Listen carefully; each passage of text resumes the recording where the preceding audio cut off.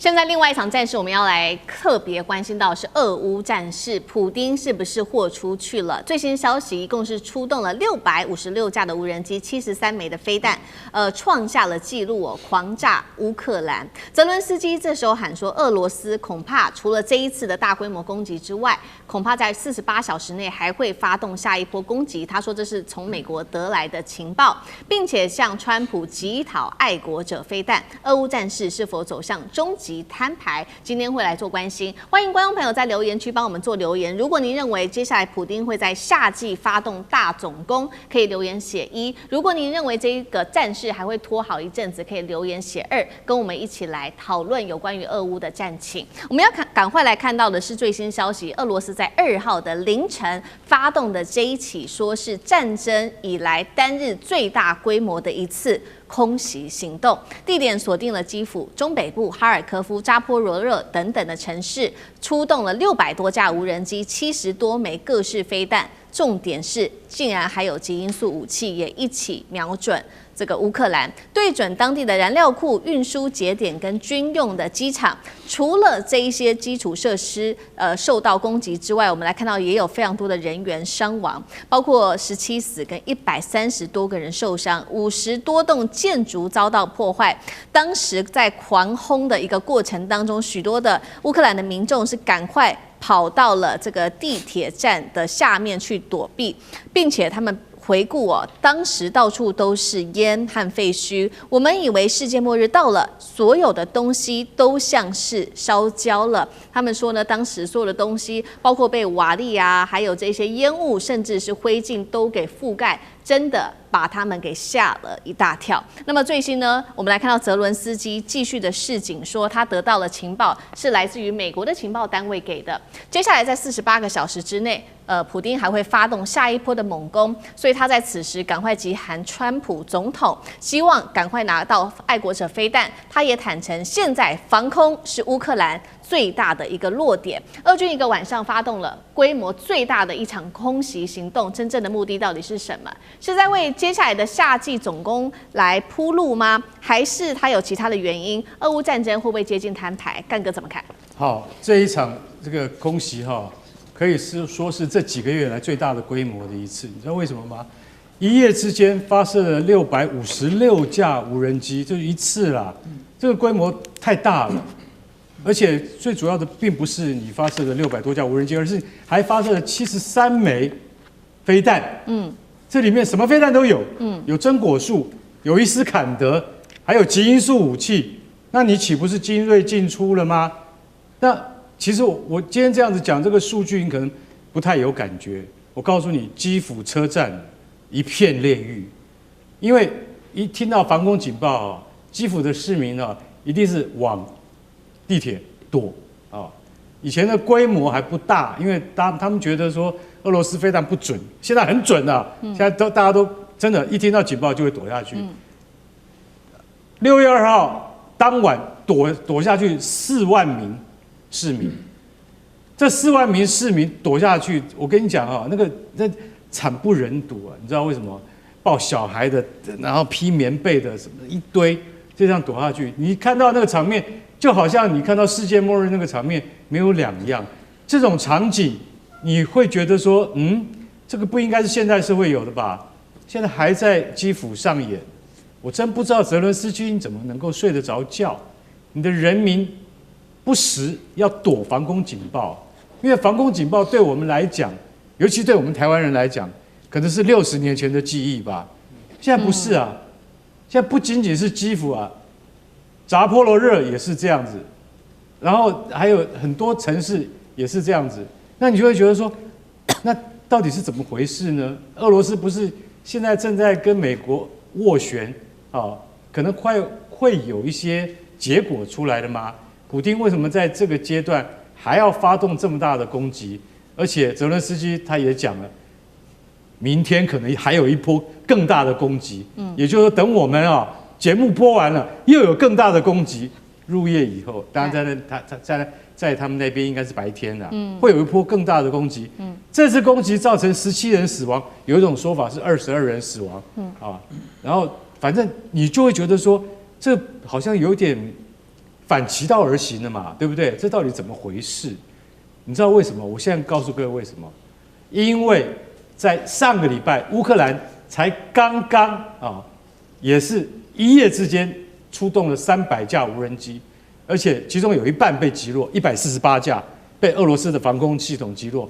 可是俄羅斯的，包括盧甘斯克啊，盧甘斯克大家就知道，屬於本來是烏克蘭的那個自治州，那因為裡面住的比較多俄羅斯人，結果也被攻擊了。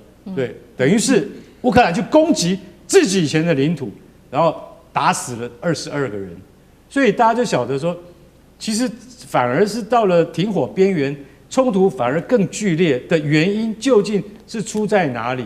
其實我可以跟各位講一點，俄羅斯今年的 GDP 的成長哈，你很少聽到有人會衰退的，俄羅斯的經濟成長，GDP 可能會衰退到只有0.4%而已，遠低於去年跟前年的經濟成長。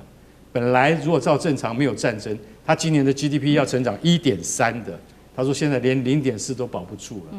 所以原因就很簡單，就是告訴你說，我們現在需要360億盧布的特別經費，要特別加強什麼？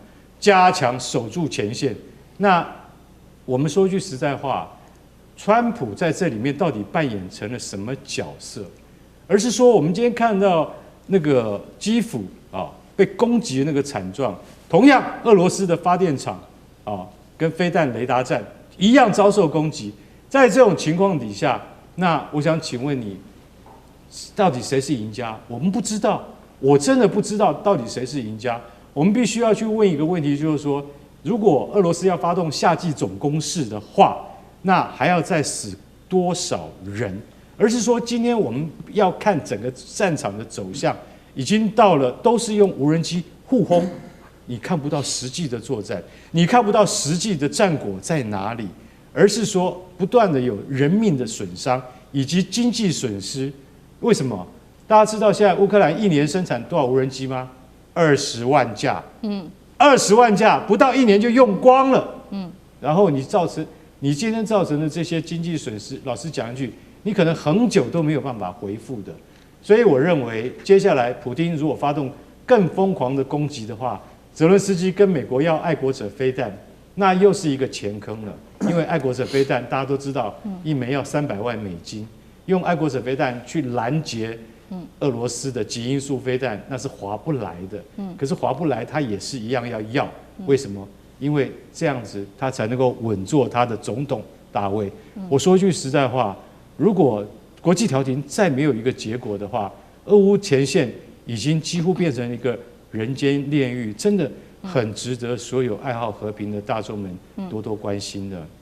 好，我們看到這個夏季來了，現在不管是俄羅斯發動這個大規模、有史以來最大規模的單日攻擊之外，其實呢，剛剛幹哥也幫我們提到了，烏克蘭在近幾個月同樣也是發動了非常多波的攻擊，而且主要的就是原因是他們大量的生產無人機，並且使用無人機去攻擊俄羅斯。所以最新有來自於戰爭研究所他所做的一個數據顯示說，他們認為烏克蘭最近確實戰力有大大的提升，而且他們甚至還說這個戰場開始出現了一些的翻轉，這是戰爭研究所所說的。那麼我們來看到最近烏克蘭又有哪一些攻勢，包括在1號這一天，烏克蘭使用它的無人機部隊對俄羅斯本土發動了另外一波的反擊，打的就是俄羅斯的煉油廠、它的燃料庫等等。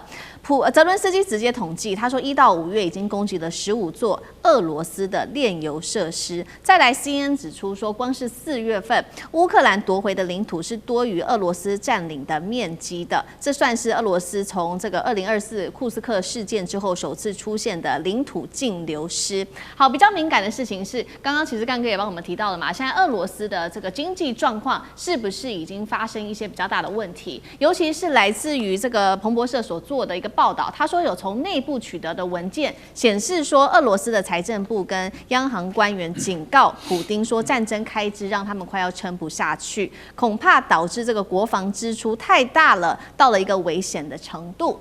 這個也是要特別來做關心的。那一邊是俄羅斯的財政問題，另外一邊我們看到是澤倫斯基的防空非常的脆弱，消耗戰到底誰會先撐不下去？那委員怎麼看？對，俄烏戰爭從開打到現在這幾年間哦，事實上在前幾年，其實俄羅斯跟烏克蘭哦都有一點綁手綁腳哦。那對烏克蘭來講，它最主要綁手綁腳的原因是因為美國限制它去攻擊俄羅斯的本土。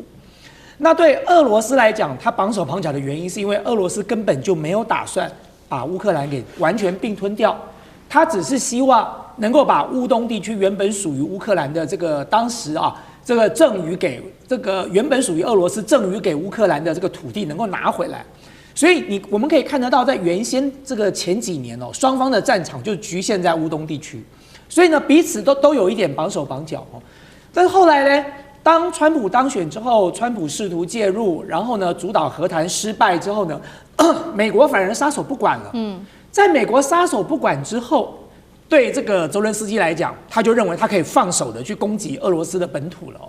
那麼再加上歐洲的國家在背後鼓吹，所以你就會看到在這段期間，俄羅斯的這個本土的不管煉油設施或者一些城市，甚至連莫斯科，都不時的會受到來自於烏克蘭的攻擊。那現在這件事情呢，就對俄羅斯某種程度造成壓力了哦。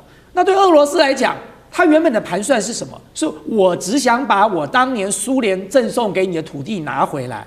可是你現在已經打到了我的本土，你影響到了我的煉油設施，你甚至造成了我民眾心裡的壓力了。那麼俄羅斯必然不會等閒視之啊，所以俄羅斯乾脆我就放開手來打了。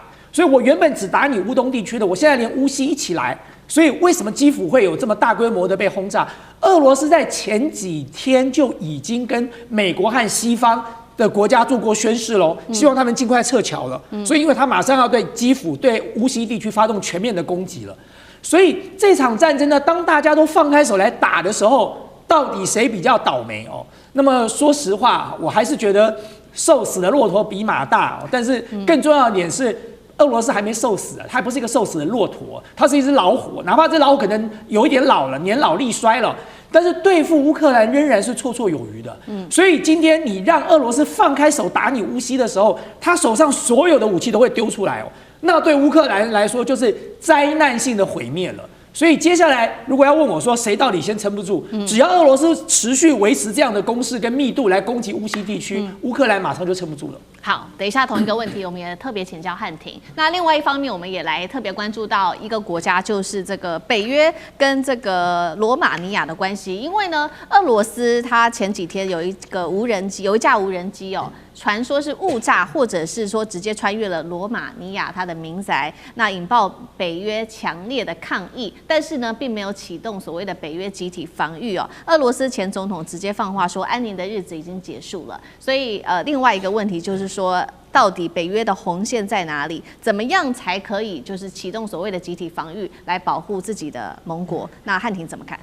先說前面啊，這是一個俄羅斯的財力對抗烏克蘭外援的競賽。俄羅斯的挑戰是在內部，能不能夠在不動搖社會穩定的前提之下，長期承受着財政的壓力和人力的耗損。那烏克蘭的生死則完全繫於外部，就西方這些盟友到底還能不能夠繼續的輸血？那目前來看呢，是俄羅斯憑借它有更大的體量，它對痛苦的耐受程度比較高，所以呢，它的這個經濟上還可以有消耗。但是烏克蘭如果它也能夠源源不斷的從西方各國拿到武器跟資金，就能夠把俄羅斯陷入更深的這個泥淖。所以短期來看，誰也沒有辦法徹底把另一方給擊倒。那長期來看，就看俄羅斯的綜合國力跟烏克蘭的外部支持，那誰先出現斷裂？至於看到北約的紅線呢，那當然就是雷聲大雨點小。目前說，你看我們有譴責啊，有召見大使啊，什麼這個加強一些部署預警機啊，但最關鍵的是，它沒有啟動北大西洋公約的第5條集體防禦，只啟動第4條啊協商。這就表示這個集體防禦呢是啥？第一個本來就很模糊嘛。這一次北約把事件定性為是俄烏衝突的外溢跟一個意外，它不是俄羅斯對北約的蓄意武裝攻擊，那就不能夠用第5條了。好，那為什麼要這麼做呢？當然是因為大家也怕打仗啊。要跟有核武的這個國家俄羅斯開啟全面戰爭，是任何理性決策者都會避免的噩夢。所以只要有口頭警告和这個防禦性升級，就能夠達成目的。你出事啊，對吧？那我也講話了啊，我們就避免事態升級，能夠有一個謹慎平衡。所以呢，我們守護每一寸領土啊，這是一個政治口號。但真正的具體反應，那個軍事啦、外交上都是要算錢的。如果真的打起來，我們國家怎麼吃得消？我們北約這個怎麼搞？所以北約的紅線當然是一個彈性的政治光譜，不是一個一觸即發的軍事武器。因此呢，在和平時期和北約的保障是一種神聖宣言，但在戰爭邊緣其實是一個計算公式啦。